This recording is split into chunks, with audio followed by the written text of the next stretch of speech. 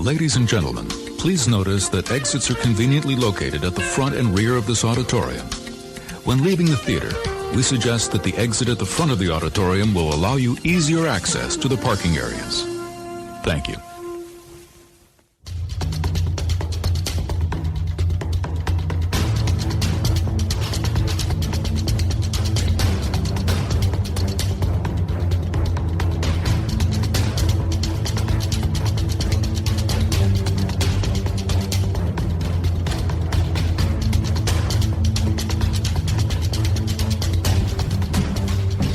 You're listening to the Forgotten Cinema Podcast. I'm Mike Field. And I'm Mike Butler. And we're here to shine a light on some movies that maybe we've all forgotten that we once loved.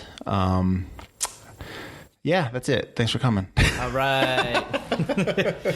So that's the gist of it. We want to introduce we want to talk about some movies that we kind of loved growing up, or even loved maybe like 4 or 5 years ago that people seem to have forgotten about. And maybe we have kind of thought of them in a way that is not so good, and maybe we love them, but upon revisiting them, we don't love them that much. So, we'll come up with that at the end of the episode, whether we think you should revisit it or not, or if you've already seen it, maybe watch it again.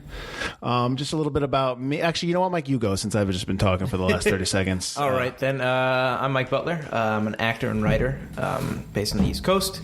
What currently pays the bills is I work at a movie theater with Mike Field. That's right. We both are managers there. So we are kind of, it's a bit, both of us, I think, but I'm talking about me. We're kind of steeped in this kind of cinema life. We work it, we watch it, we love them. We watch a ton of them. So we have, spent many an hour watching these films. I kind of come at it more from, I would say, like probably when I look at these films more from an acting kind of way, more like definitely less technical, more of like how things are performed, and I'll sometimes sympathize with a movie just if I like the performances alone, even if the movie's not very good, which is something that I'm sure we'll all discover together as we watch and talk about these films. But yeah, that's a little bit about me. I've done a few web series and mostly stage work and stuff like that. Yeah, what Mike said is accurate, yes. Not only do we come at these movies from, in terms of the movie exhibition side, being there when they're open and just seeing, the crowds and the audiences and everyone's kind of reactions to it. Also being audience members ourselves, we're also coming at it from creating some movies. I've been writing for about 20 years now, directing probably the same amount of time. I've done 2 web series, The Puzzle Maker's Son and Scenes from the Movies, the latter based upon working in a movie theater. Both those you can find on Vimeo and YouTube. Shameless plug. Absolutely. Or my website, michaeldfield.com. Okay. I'm done with the plugs. I've also done a feature many, many years ago, probably early 2000. Yes. So that was called Save the Forest. I don't think you can find that anywhere. But basically, it takes a lot to make it. It takes a lot of energy and a lot of people, a lot of time, a lot of money to make these movies. So we don't take it lightly. So any kind of critique that we have is done through that lens. We both love cinema, and we think that honestly, that's probably the best prerequisite for anybody to talk about cinema if you have a healthy respect for it. So that's us. Would you like to introduce today's movie, Mike? All right. Tonight we're going to talk about a film that came out in 2008, Wanted. All right. So let's talk about a little bit about the movie. Wanted, as Mike said before, came out in 2008. June 27th, 2008 was released the same weekend as the very popular and a movie that I really like, Pixar's WALL-E. Same weekend, did not beat it. It was second. I think it made $50 million its opening weekend. It actually made 100 and let me see if I got this right, because I just lost the note. There we go. Domestic gross was 134 million. Worldwide was 207. So worldwide was 341. Foreign was 207. So it made $341 million worldwide. Definitely a hit. Mm-hmm. Although I don't like to use Rotten Tomatoes as a barometer for movies that I watch. It is 71% on Rotten Tomatoes. I guess, what is it called? Fresh? Is that what it is? I believe that's certified fresh. Yes, Tomatoes, okay. not of green splat. Nominated for 2 Academy Awards for sound editing and sound mixing. And if you've seen the movie, that makes sense. Mm-hmm. Budget was $75 million.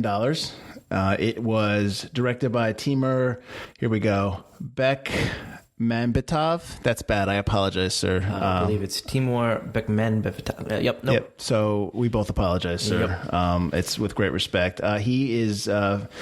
He basically is known for Night Watch and Day Watch, although he did do Abraham Lincoln Vampire Hunter, which I have mixed feelings on. I don't think we're going to pick that on this podcast.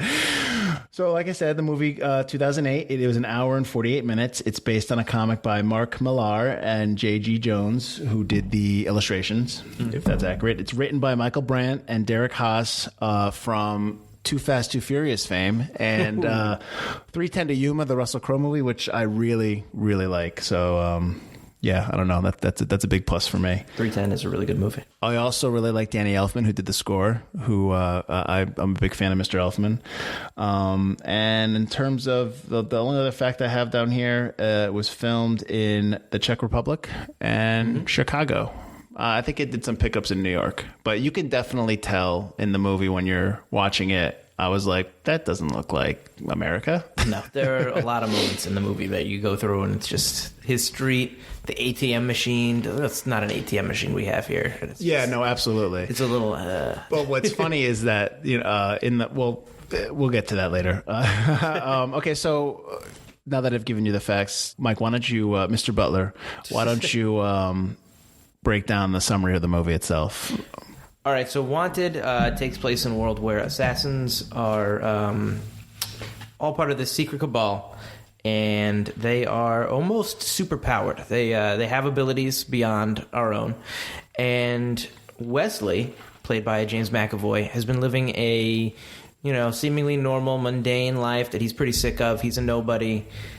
He's never had his father in his life.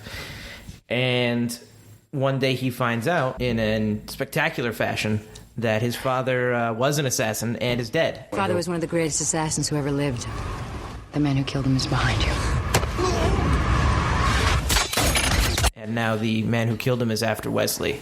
And Wesley has to train to become this great assassin like his father was in order to avenge the father he never knew, giving Wesley kind of a purpose in life that he was severely lacking. And there's some twists and turns along the way, which we'll kind of get to. Oh, yeah, absolutely. The films. Absolutely. So, of course, in my grandiose introduction of the facts, I don't give you any of the cast members. That's great. So as Mike said, James McAvoy is the lead, plays Wesley. As Angelina Jolie is in this. She is known as Fox. I don't remember if that's her first or last name. I don't believe they really. That's all kind of like their code names. She has a different name. I think that they show their names when he's passing out the. Your name was on the list, that kind of thing. Some of them, yeah. Yeah, Morgan Freeman, who I'm talking about is Morgan Freeman, who plays Sloane. Mm-hmm. Common, who plays the gunsmith. That's what he's known as. Mm-hmm. And then Wesley's father is Kretschmann. Michael, I think it's Thomas Kretschmann. Thomas Kretschmann. He's in... did you see Stalingrad?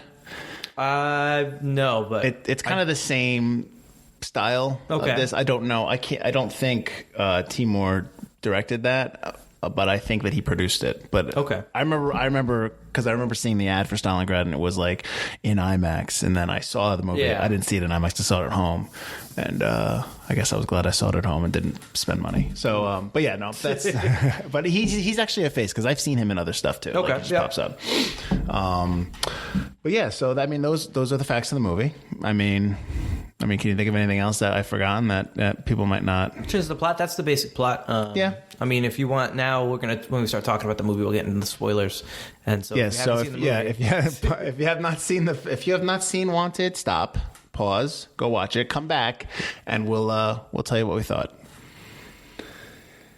All right, so I guess let's get into it. All right, let's start off with let's start off with what we liked. All right. Go ahead. You can shout. All right. You can start it off, and then I'll just pepper in all my likes and interests. All right. So I like Wanted, but on the whole, I like James McAvoy. I've always liked James McAvoy. I think he's really good in pretty much everything I've seen him in. If you haven't seen Split, he's amazing in that. But he's starting out, and he's maybe not the man you would think would be kind of this action star, which is kind of the point, which is why he was cast. But he does a great job. He does a great job as the stressed out little Weasley guy that you see at the beginning, and then he does a really good job as a cocky kind of ass toward the end. Yeah, when he gets just kinda thinks he's he bad gets at real everything. cocky real fast. Yeah. Like real fast. Which one of the things about the character Wesley that I thought was interesting. I don't know if I would necessarily say this is like, oh, I really enjoyed this part, but what I thought was interesting was that the idea that he has panic attacks or his anxiety is actually a superpower. What you experienced, Wesley, was not a panic attack. Your heart was beating in excess of 400 beats per minute, sending abundant amounts of adrenaline into your bloodstream. This allows you to see and react faster than normal. The reason why he's like this is because has so much adrenaline he can't control it. I thought that was interesting, and Yeah. I don't remember picking that up the first time I saw it. I mean, the first time, one of the things I liked about it is that it's fun. Like, you go in, because this came out in the summer, you go in, and it's just a fun movie. And you know, if you're just sitting there and you're just like, you don't know what to expect, or you saw the ads for it and you're just like, oh, it looks like it could be cool. And if you just, I don't like the term shut off your brain, so I won't use that here, because that's I shouldn't have. You use that term? No, I think that's insulting. I hate when people say, like, you just got to shut off your brain and like this movie. Like, no, I can like a movie and still be thinking about others. movie, Yeah, yeah. that's not. That's inaccurate. That's an inaccurate claim. If you're saying you need to shut off your brain for a movie, then the movie's not good. So Agreed. So yeah. So in that regard, I enjoy that the fun of the movie. I was going to say funness, and that's ridiculous. The fun of the movie. So just kind of jumping on, piggybacking on what you're talking I about got you. Wesley. Yeah. I mean, Angelina Jolie, this is probably her last big role, I would say, probably. I can't think of anything else that she did after this that was big, other than maybe a couple of Oscar kind of things. The one where she was missing her kid. The Changeling. But yeah, this was kind of the end of her acting career. This is right after this. Jeez, I mean, okay, Mike. not that she's done. She could jump back in whenever she wanted to. But then I think after this, she started to do a lot more of the humanitarian work and stuff like that. So it's kind of fun to see Angelina Jolie back in like a movie, because I haven't seen her in anything in so long. What are you talking about? She was Maleficent. I just looked that up. Maleficent 2 is coming out at some point. So I guess she's going to be doing stuff again. But I hear what you're saying. Although I will say this, that after she did this movie, she did that movie Salt, which I actually like Salt. You have to watch it. That'll be in another episode. You have to watch that episode again. You have to watch that again, because I kind of liked it. It was kind of like I know we're not even talking about water now. We're going off tangent. I don't want to hear it. So just to briefly go into about Salt, it's a little like the Manchurian Candidate, except action-wise. Oh, I know. So that's why I liked it. But anyways, It's also written for Cruise. It's also what? Written for Tom Cruise, and he said... So everything's written for Tom Cruise, I'm sure. true. I mean, I'm sure that's as soon as they have a script, they're like, who's going to go? Cruise. Speaking of, Tom, if you're listening, I've got a script for you. He's too busy shooting 18 Mission Impossibles back to back to back. That's to back. okay. They're all good. Except for 3. All right, so I'm sorry, back to Wanted. All right, so, I mean, it was good seeing her. Obviously, Morgan Freeman, can we swear? I'm going to swear. No. Yeah, I guess that's fine. No? All right. We can always bleep it out if we decide right. to become PG. Because when he says motherfucker, it makes the movie for me. You don't usually, Morgan Freeman usually he's a pretty calm, cool, collected guy. So when he kind of points to James McAvoy and says that line toward the end, like, oh, yeah. Now, if any of you feel the need to follow the code of the fraternity to the letter, I invite you to take your gun, put it in your mouth, and pull the trigger. That is what Wesley demands. Otherwise, shoot this motherfucker and let us take our fraternity of assassins to heights reserved only for the gods of men. I'm almost on his side. That line is almost like the line in John Wick 2 when Lawrence Fishburne's like, somebody get this man a gun. It's almost absolutely. like that line, which that's a great movie. So, I mean, I enjoy those characters. Let's see, what else do I enjoy about it? I like, obviously, the action is well done. I love the physical, it's the practical effects over the CGI effects, although there is that's more of one of my cons. There isn't overuse of CG in the movie, but there is still a lot of physical, practical effects. The sets actually blow up. The action and the fighting, hand-to-hand combat stuff is real. Well, the ending's good. Like the ending, although some of the effects are dated. Yes. But that's just what you're going to get with a 10-year-old movie. It's just so even effects now, 10 years from now, you're going to be like, ugh. Yeah. And that's not fair to saddle a movie with that because you're doing the best you can at the time. But the loom, when he runs through the loom and that whole action piece, when he's like catching the guns. And absolutely. That's done well. That's well done. But it is dated. But yes, it's still well done. Yeah. Like I don't consider that a negative because it's like, well, what are they going to do? Go, Yeah. they're doing what they can do at the time. Yeah.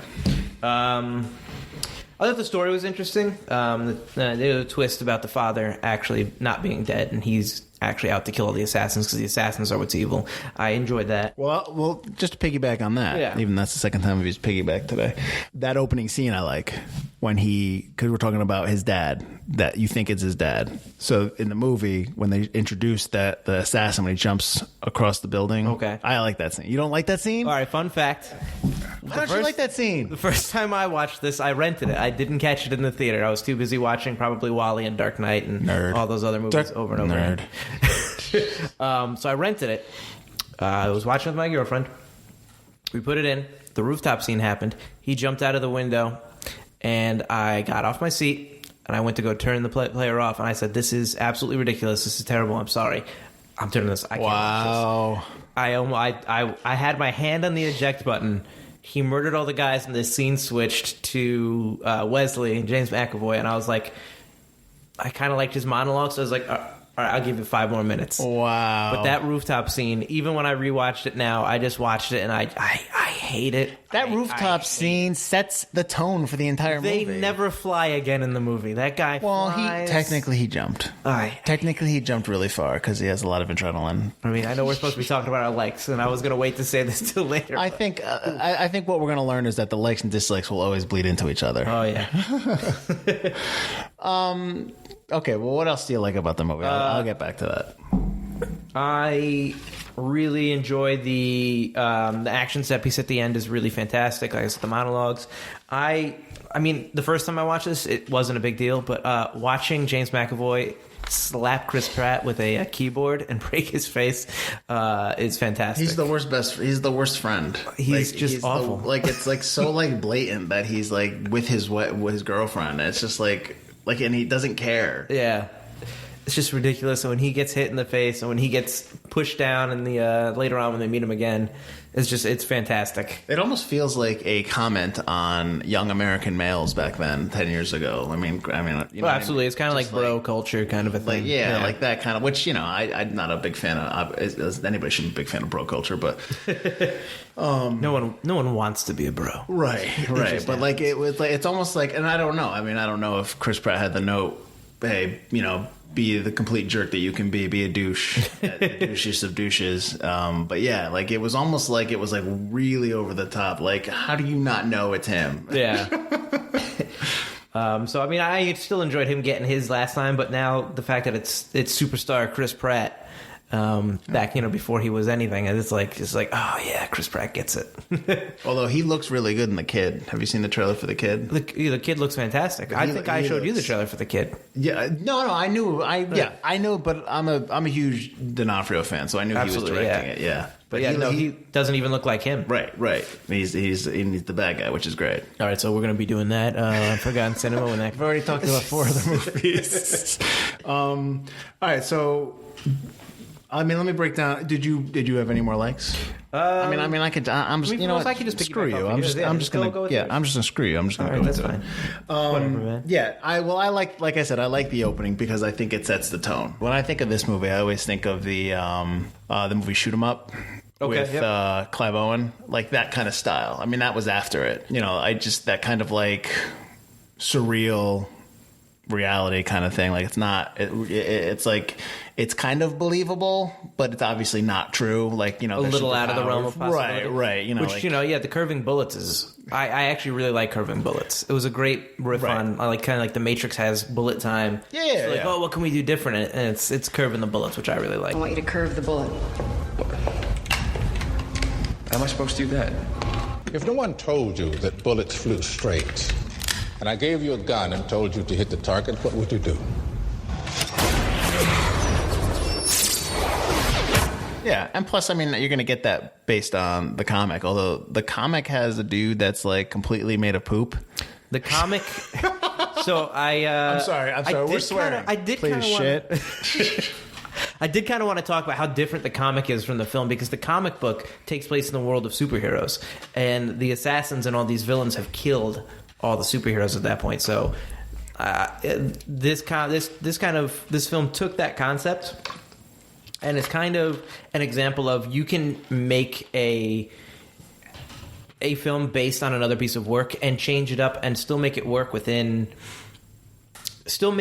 what it is, but go completely off of the story, kind of do your own thing, because it really takes the violence and the basic storyline of Wesley learning to be the assassin, but it's not a world of superheroes and villains and stuff like that. And I think that's really cool, and I think that's well done. And even Mark Millar really enjoyed that they kept the tone of his comic, that was the thing that survived. Mm-hmm. Okay. The other thing that I liked was actually like the 90s vibe from the music from Nine Inch Nails. I did notice. I was like, that's not really 2008. Yeah, I had to look it up. I Shazammed it as I was listening to it. But yeah, so like I had to, right? Is that right? That's the app, right? Shazam's a music app. Yeah, that's what I used. Yeah, Grandpa. Because it was very like, it felt like 90s, and I'm like, this is 8 years removed from the 90s, but that makes sense. I mean, that's probably, I don't know. I mean, maybe 90s was big back in Russia back in 2008. So everything, they get everything after us. So I enjoyed that. I know. So I enjoy that. Like I said, I think I like the set pieces. So the opening action piece, I like the piece, the car when they're shooting at each other, the whole action scene when they're in the car and she like gets out and she's like, right, yeah, yep. She's driving and shooting at the same time with high heels. Oh, apparently she was really strapped to that car. I read. Nice. Well, good for her. So I like that. I liked I think I said I already liked the panic attacks. Yep. I like the message of the movie. Like, I like the end. I think everybody likes the end when he like turns to the camera and says, "What have you been doing?" Yeah. So I mean, I like that. Yeah, like it's fun to watch. Yes, it is. I enjoy it. Absolutely. I have a good time, and that's fine. But I probably have more. I don't want to say problems. I probably have more questions about things within the plot of the story. Okay. One being that it takes him awfully quick to be this superstar trainee, superstar. All of a sudden, I've studied, like, there's a point when he's begging Sloane to go after his dad. Yep. And he's like, I've trained all hard. I've read everything about this. Like, whoa, how long have you been here? 5 days? He says toward the end, he says 6 weeks after his dad gets killed. It's been 6 weeks. Oh, give me a break. Even that is not long enough to all of a sudden he's like this masterful assassin that that was kind of like, what? Like, he was way too fast. Oh, yeah. Everything. And I like the scene when he hit. Everyone likes the scene where he hits Chris Pratt with the keyboard. Yes, his friend Barry. But I thought that came way too early. Like that should have been like towards the end. I thought. Yeah, I think if you put it toward the end, like when he kind of goes back to his not back to his life, but he's back out of the Assassins Guild. Maybe it could have been toward the end, but he's all pumped up. That's him. Juiced up, he's got all his money and stuff like that. So, I mean, that's kind of the end. It's kind of a punctuation mark, the end of his old life. Well, I mean, I know that it's also the character's journey where he's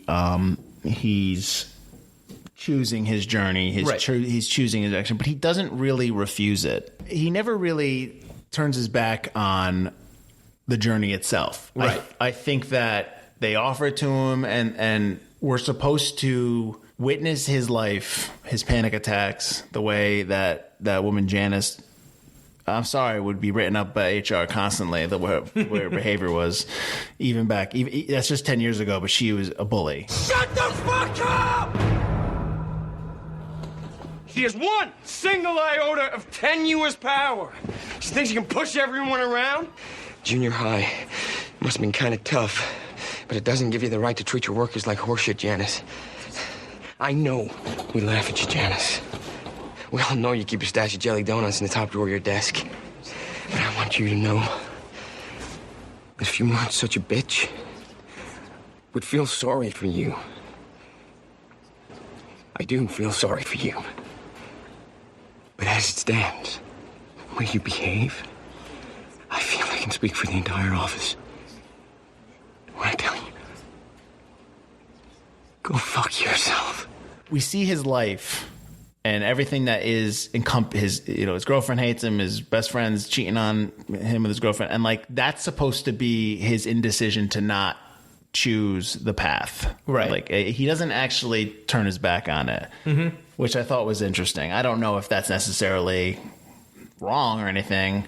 I just thought that was an interesting way to kind of play that character journey within this scope of this movie. Yeah, I think it's in regards to the fact that, they spent so long getting him there, and they got to do the assassin thing, which already is sped up. So it's like, all right, we have to get him into that building. We have to do that. No more turmoil for him.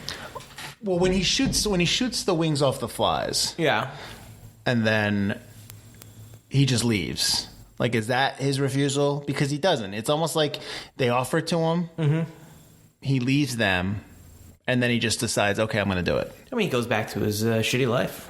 Right, but there's nothing within that life where, I don't know. I think he refuses because he just thinks it's the right thing. He doesn't want to, be a killer, and that's not him. He's obviously not ready for that. Right. Yeah, I think the beginning is just to set up the fact that what else is he going to do? He's got nothing. He's a nobody, so he might as well do it. I don't think there's much indecision. We know as the audience he's going to be an assassin anyway. So, and I think that's probably to keep it within the 2-hour runtime, to be honest. It's an hour and 48 minutes. You got to keep it. I do appreciate the hour 48. I do appreciate that. Movies, they shouldn't be 2.5 hours. Let's just learn how to cut. I mean, I get it. You're going to pay $18 for a movie. You're going to want to see a 3-hour film. Something like Avengers Endgame. I mean, it's the last, possibly the last movie we're all together. I'm sure people wanted to see it for 4 hours. I get that. There are certain movies that should be that long, but if you're a first-time action movie... Hour 48 is good. That's fine. Yeah. I also didn't understand the fact that, and I think this goes along with the training, that he can read the loom now. Like, he can read the numbers. Like, that was never in his training. Yeah. Sloan did it once. I showed him, and even when he was doing it, I was like, what? If he was a software engineer in that office instead of an accountant, and then Sloan just goes, it's binary, and he was like, okay, I can read binary, but they make him an accountant. It's like, is he an accountant? I think he's an account manager, or he's an account manager. Yeah, because then they talk about how we don't manage accounts. He has a whole piece of his monologue about that. We manage accounts now. We don't. Yeah, so but I hear you. But yeah, so if he was a software engineer and he's like, this is binary, it's like, oh, binary, I know this. Kind of like, Neo's in the Matrix, he's a software engineer. Yeah, he's a hacker. He knows this kind of stuff. Yep. So give him just that simple career change. Yeah, I don't believe he could read the loom. But then again, that could also have been fixed by just Terrence Stamp telling him what it actually reads when he gives him the actual paper and the actual kill order. Yeah. And that scene, the whole scene where he kills his dad, the train scene is great. But they kill a lot of people on that train. I was thinking the same thing. When the train's going, I'm like, oh boy, this is not good. That's a bad assassin job. And that's never brought up. And the whole thing, because at the end of the movie, Angelina Jolie decides that, and I read that she asked to be killed in the movie. She didn't believe that her character should survive, because knowing that they were doing things that they shouldn't have been doing, right? That they were being tricked by Sloan into doing stuff for profit, put them on the list. Basically, that's what I interpret it as. Okay, who's walking around? You're on the list. You're on the list. Well, that tells me that's because they were killing people. That wasn't supposed to be. Yeah. So when so she curves the bullet, she kills them all. Yep. Discovering that they've been unjust, but that doesn't come into play when they just basically killed hundreds of people just to kill one guy. So that to her, that's worth it. To her, that's worth it. Those hundreds of people that died, that was okay. She doesn't feel remorse for that, but she feels remorse for the fact that, oh, wait, I was on the list because I was doing bad things. Oh, hang on. Let me just curve this bullet so we can kill everybody. Yeah. I mean, technically she was still working for, God or fate or whoever was running the loom. So, kill one to save 1,000 is the line they use. Maybe kill 150 to save 1,000 is still good odds. Where have I heard that before? The needs of the many outweigh the needs of the few. I've never seen that film. Well, fun fact, I've started watching Discovery. Nice. So I just got to the part when they say that. I'm like, oh, come on now. You got to start throwing in those classic lines so the Trekkies be like, yeah! I also thought it was a dick move that he killed his dad. Like, that was, rough. Right when he was trying to help him up, too. Clearly he was trying to help him in the train and he's not killing him. Yeah. I thought the same thing. Thanks, let me just pump a bullet into your chest. Yeah, exactly. What was the plan there? He was when he shot him, he grabs him and then he shoots him. He didn't once think that he was gonna fall into the hole with him. Maybe at that point he didn't care as long as he got avenged his dad. They never knew. The train scene, which was okay, I never had a problem with the train scene, was when it was filmed with because they couldn't get the train. Obviously, they can't put the actors on the train. They want to do it physical. Oh, come on.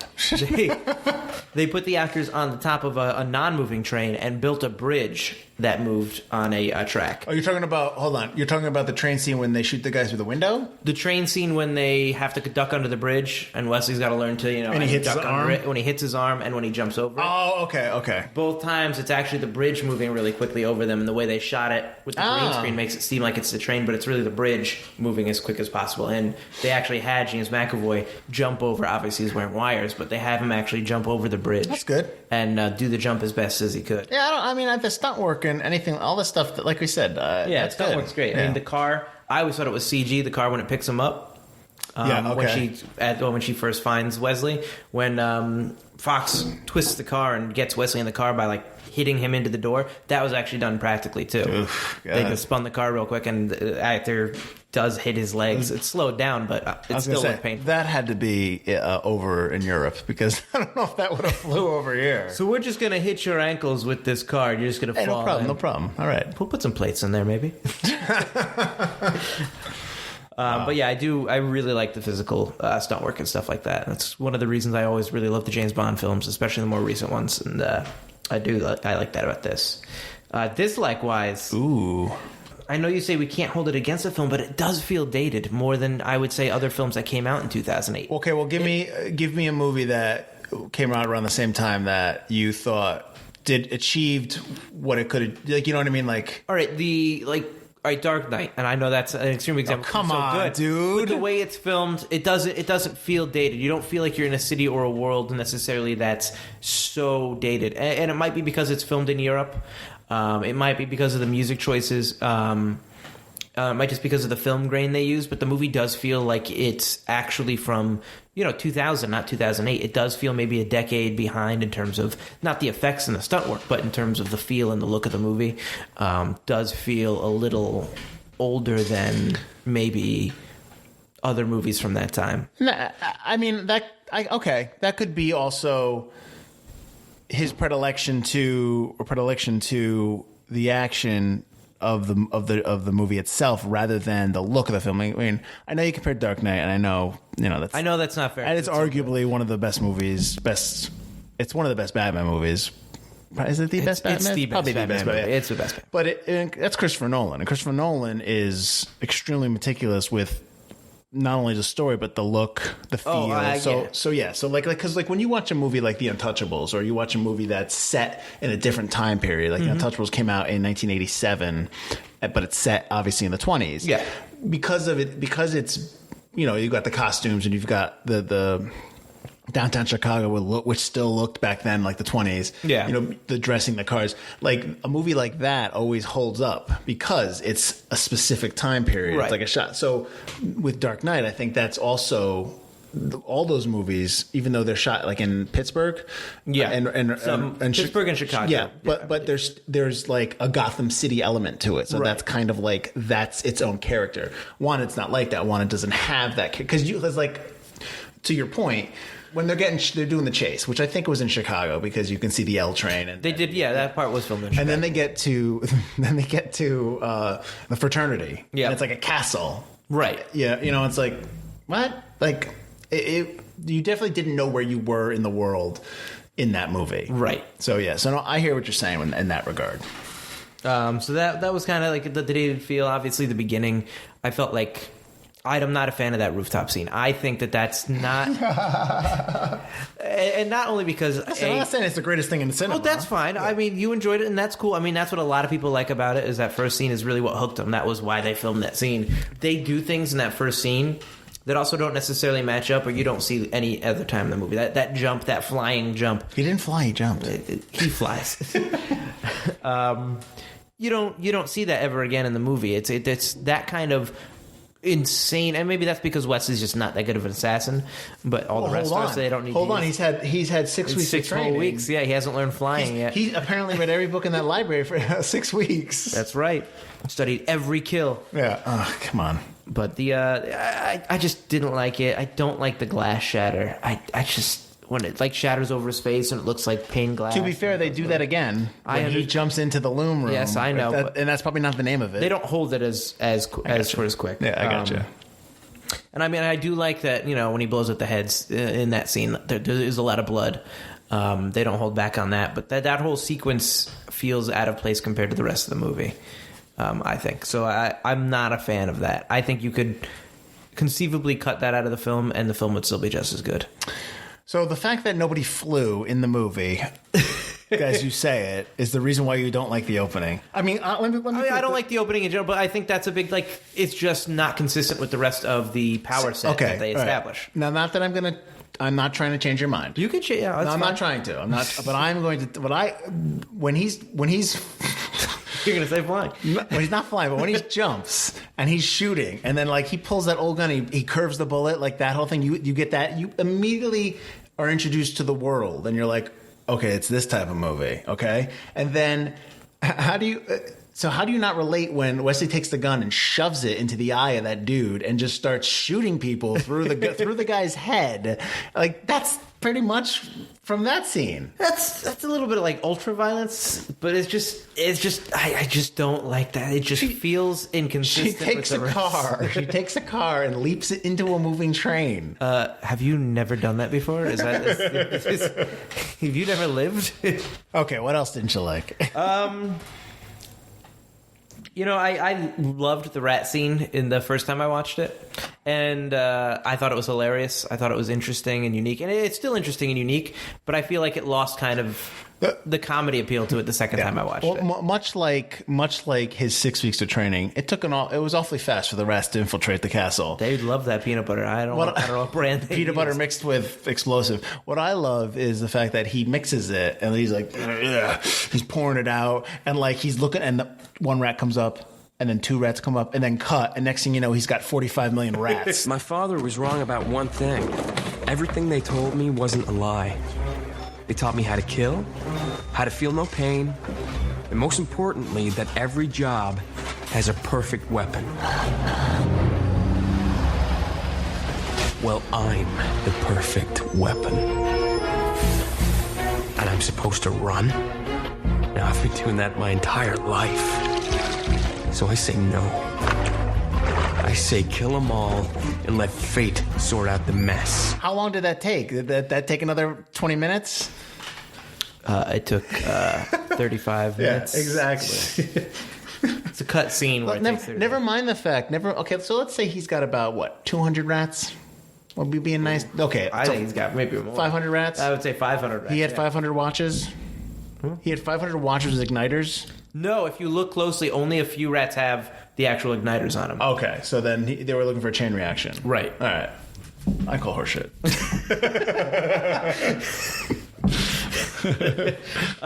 So yeah, I don't like. I mean, I do love the explosions that result. I like that. And this is when I was watching the special features. Timur wanted the explosions to not be fire. He wanted them to be dust and debris, like you would see when you watch demolition crews destroy buildings. And I think that's an interesting choice. That action movies, especially Michael Bay movies, all the time have to be those fireballs. And this is just That's like dust and debris and everything. That's like the opening of Die Hard with a Vengeance when the store blows up. Oh, right. Yeah, Yep. like that. Yeah, no, absolutely. I listen, at that point, I'm an hour and 20 minutes into this farce movie, which I enjoy. Yeah. So when it happened, I'm just like, nah, that's fine. Yeah. You know, I mean, even though I'm calling horseshit on it, it's still fine. It's the world you live in. It's a comic book. Right. So that's it. 2 dislikes. Yeah, that's what I thought. the movie is good. I didn't like it as much because of maybe the datedness of it. I get what you're saying. It feels like an older film. But I do enjoy it. I don't think it holds up maybe quite as much, and that might be just because of how good it was of an action film and how people kind of tried to copy it from then on. Like you said, Shoot 'Em Up came after that. Mm-hmm. Salt. There was another movie that came out. Well, I don't think Salt's in that vein. No, but I mean, I think that she was made an action star because of Wanted. Maybe. Well, no, she did Mr. and Mrs. Smith. Right. That's true. Okay. But I hear what you're saying. Definitely, you know, Watchmen and Kick-Ass and all those movies came out. I like Watchmen. Yeah, well, all those movies came out after. We won't be doing that one. Oh, we'll be doing it. All those movies came out after this film. So then you see Kick-Ass, you see Watchmen, you see these other comic book worlds that are a little bit more, grounded and darker come to life. And they have definitely taken some inspiration off of Wanted. And I feel like maybe that's what kind of holds Wanted back a little bit more from the first time I saw it in terms of my opinion of it. But that's not to say it's still not good. It's still not enjoyable. It's really fun. It's really quick. It's not boring. It doesn't hold you down. It's you never look at your watch going, when is this going to be over? Mm-hmm. Mm-hmm. You got anything else? No. Yeah. All right. So why don't we talk about, just to wrap it up, is this a movie that people should revisit? I mean, I think we're both going to say yes here. Yeah, I would say yeah. Even though you don't like the opening, which is ridiculous. But yeah.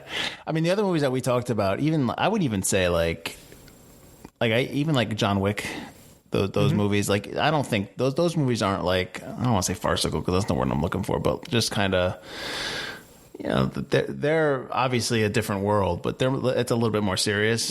Right. So, I mean, I kind of can compare it to that. Shoot 'Em Up. If you haven't seen Shoot 'Em Up, you should. Just for the fact that I love when he jumps out of the plane and shoot 'em up, and he's like shooting people as he's falling to the ground. But yeah, no. Wanted's fun. Wanted's a fun time. Yep. And it's definitely. I think if you haven't seen it, you should see it. I mean, if you've listened to this whole podcast, this episode, you've probably seen it. Yeah, you've probably already seen it. So if you're thinking about, hey, should I show it to somebody who likes movies like I like movies? Yeah, I would say, yeah, I think it's worth it. Or if it's sitting on your shelf and it's collecting dust, you haven't put it in a while, put it in. Give it another go. It's definitely worth a rewatch. I've done that. I've had DVDs and I've looked at them and I've been like, why do I own this? And then I watch it and I'm like, why do I still own this? Like, so it definitely, things do shift in terms of like when you watch a movie. Like I remember when I watched Wanted, I liked it a lot.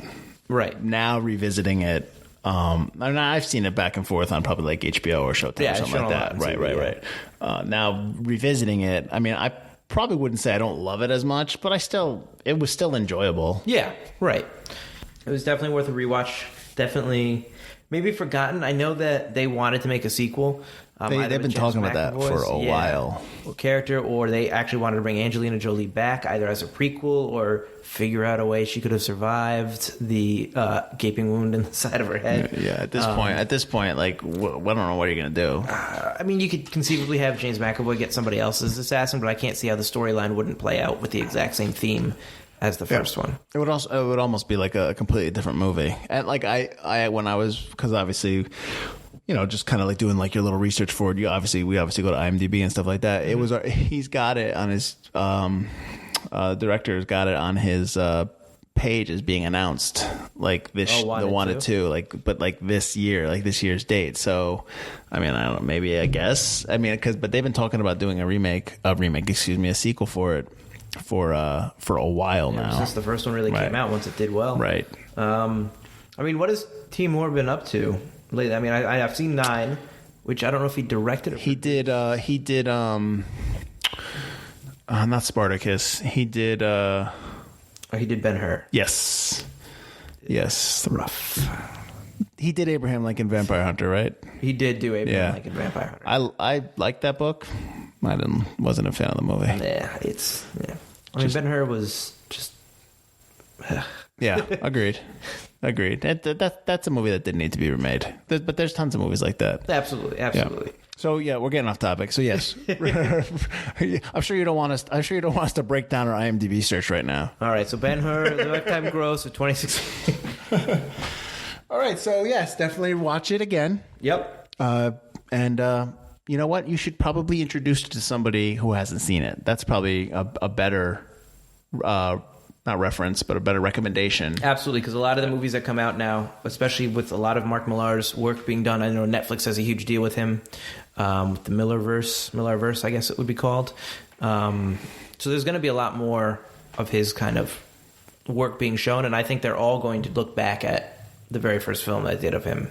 So that's good. I'd like to think that they're also going to take this episode and put it on the Blu-ray special edition. Oh, absolutely. And be like, who are these dorks talking about movies? So that's it. So thanks for listening. I'm Mike Field. I'm Mike Butler. And you've been listening to Forgotten Cinema.